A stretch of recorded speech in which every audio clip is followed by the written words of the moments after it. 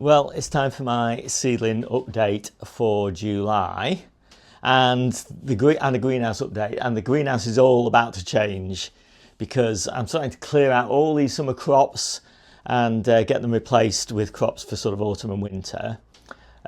So all of these hanging baskets, these are going to the allotment, and they will really appreciate it, I think, because they've been in here starved of water and starved of attention for too long.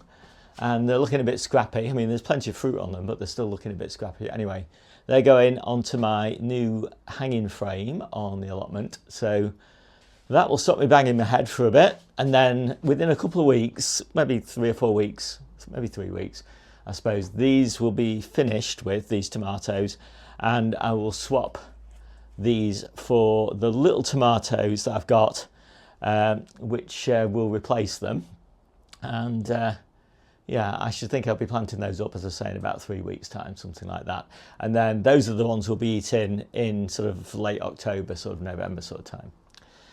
The sun golds and the honeycombs, which are these here, and there's another one in that corner there, they are ripe now up to here.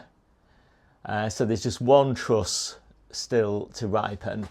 And there's no trusses on this one still to ripen, so they're ripe all the way up there. And that one's pretty much ripe up, well, it's ripe up to here. So yeah, we've been eating those for a long time, since May. And again, those will be cleared out, but I've taken side shoots off these plants, and they're on the drive at the moment. And as soon as these plants have gone, those plants grown from the side shoots will be back in their place. And again, those are the ones we'll be eating in October and November, because the plants in the polytunnel are all taken out in October, so I can replant the polytunnel with all my winter salad crops. So yes, that's the tomato story. The peppers, most of the peppers are outside now that were in the greenhouse. I've just got, I don't know, 6 plants there, maybe 3, 4, 5 plants there. And you know, to be honest, I don't really need them now. They're just almost in here for decoration. We've harvested most of the peppers off them. And these will also move outside. And we've got masses of peppers on the allotment in the low tunnels. And so that's where most of the pepper harvest is going to come from going forward. As I say, there's a few plants outside. They're looking okay. They make a nice sort of decorative plant, really. But we don't really need the harvest from them now, as I say, because we've got so many on the allotment. And then these are the aubergines. I've got 2 aubergine plants. I've never grown aubergine plants before. They're being eaten by something. I keep trying to find out what's eating them, but I never succeed. But I think there must be caterpillars somewhere. It's just they never seem to be on the leaves that I look for them on. Oh, there's one. So that is what is eating them. Little caterpillars from some sort of moth, I'm guessing. So I'll have to see if I can find out what to do about that. But yeah, I mean, some of these leaves are pretty holy. So yeah, I don't have a lot of time, to be honest, to look after all of this. I only have an hour a day, an hour a week. I wish I had an hour a day. I only have an hour a day for the allotment, and an hour a week really for the kitchen garden. So it's a bit of a stretch. So I am very jealous of some of my allotment neighbours who basically have like 3 or 4 hours a day to look after their greenhouses and plots. And you can really tell the difference, you know, that all these little things like hand pollinating the peppers and hand pollinating the aubergines and checking for pests and things like that, they just don't get done here. And I'm a bit of a plant and forget gardener, but I'm trying my best. Anyway, so all the cucumbers have gone that were in here. So I had a cucumber plant in there, another cucumber plant here, and they've been replaced by new, young, vigorous plants because, you know, cucumbers pretty much stall. We started harvesting in April, the cucumbers, and yeah, we've had we're close to 300 cucumbers at this point, I think. And it's been great. But as I say, after a while, the plants, they just start to stall. And you know, it's much better just to replace them with new plants. And already there's loads of new little cucumbers on all of these, so we'll be in cucumber abundance here. And we've got cucumbers again on the allotment as well.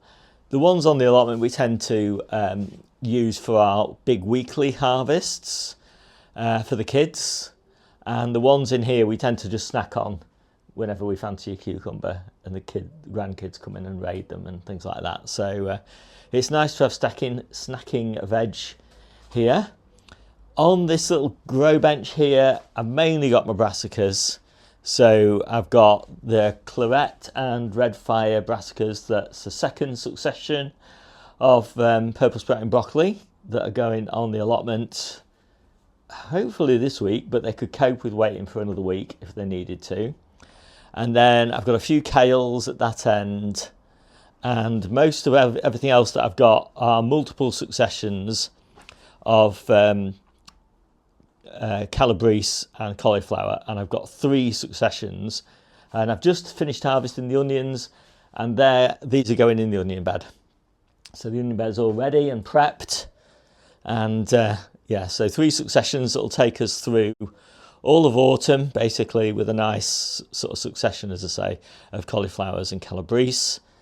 And then I've got a few bits and pieces on here. I've got some perfection, fennel. I've already got some planted out there. Lettuces. I've got loads and loads of lettuces on the allotment. So I just keep on with lettuces every month. And then I've started my autumn salad onions here. I've got another batch of salad onions here.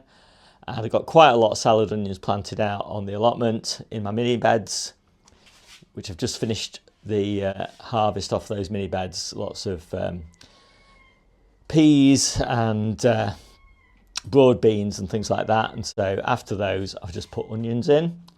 Onions appreciate the bit of nitrogen that's left in the soil from the roots rotting down. And so I think that is everything that's kind of going on. I have got a few beetroots and things like that. I probably won't be able to plant these out because I always sow beetroot because we love beetroot. It's such a healthy thing. You get to eat the leaves, you get to eat the roots, stands in the ground for ages, doesn't go to seed and all that. It's so much better than so many other crops. You know, it's not many pests either. But I've got a lot of beetroot, and it's been a great year for beetroot, so I don't really need to sort of create a glut for myself. So I think with that I'll sign out, and I'll do a kitchen garden tour fairly soon. Maybe if I manage to actually get these brassicas planted out, I'll do it then.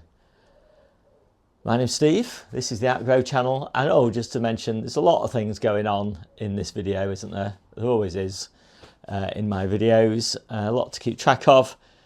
But if you want more, the best place to go is to my newsletter. You can find my newsletter at steverichards.substack.com. There's a link to it down below in the description, as well as links to my ebook and all sorts of other resources. Yeah, that just has all the sort of nitty-gritty details, week by week. You know, what I'm sowing, what I'm pricking out, what I'm potting on, what I'm planting, what I'm harvesting, all the pests I'm dealing with, all the problems I'm having, which is always quite a few. But, you know, plenty of successes as well. I'll see you soon.